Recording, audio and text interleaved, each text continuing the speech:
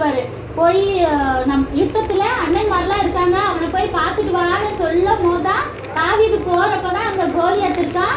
கோலியாத்தை முறியடிச்சதுனால தான் அவரு அரண்மனைக்கு போறாரு. சரியா? கோலியாத்து கதை தெரியும்ல, தாவீது முறியடிச்சது எதை தூக்கி எரிஞ்சாரு? கல்ல. அப்போ போறதுக்கு அங்க போறதுக்கு என்ன காரணம்? அவங்க அப்பா தான் சொல்றாரு, நீ போய் இந்த ஸ்நாக்ஸ் எல்லாம் கொடுத்துடுவா அண்ணனுக்கு. அப்போ பேரண்ட்ஸுக்கு கீழ்படிச்சதுனாலதான் அவர் அங்க போனாரு. போன இடத்துல கோலியாத்தை முறியடிச்சாரு. உடனே சவுல் என்ன செஞ்சுட்டான்? அரண்மனையில கொண்டு வந்துட்டான். அப்ப முன்னேறதுக்கு ஒரு ராஜா வாழ்றதுக்கு ஒரு முதல் படிக்கட்டி ஏறதுக்கு என்ன காரணம்? அப்பா பேச்ச கேட்டார். அதே போல யோசேப்பும் என்ன செய்யறாரு? அவங்க அப்பா தான் சொல்றாரு, போய் நீ அண்ணன் மாதிரிலாம் வேற ஊர்ல இருக்காங்க, நீ போய் பார்த்து இந்த ஸ்நாக்ஸை கொடுத்துருவான்னு சொன்ன இடத்துலதான் அண்ணன் மாதிரிலாம் என்ன செஞ்சாங்க? தூக்கி குழியில தூக்கி போட்டாங்க. உடனே ஐயே அப்பா சொல்லி பேச கேட்டா குழியில போட்டுருவாங்கன்னு நினைக்காதீங்க.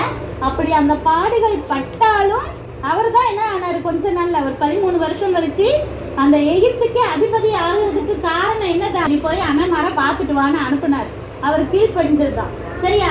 கீழ்ப்படிறதுனால சில நேரம் நம்மளுக்கு கஷ்டமா இருக்க மாதிரி இருக்கும், நம்மளுக்கு உடம்பு வலிக்கிற மாதிரி இருக்கும், பெருக்கும் போது பாத்திரம் வளர்க்கணும் கஷ்டமா இருக்கும். ஆனா ஏசப்பாவுக்காக ஏசப்பா சந்தோஷப்படுவாருன்னு செய்யுங்க, உங்களுக்கு அது நிச்சயமா ஆசீர்வாதமா இருக்கும்.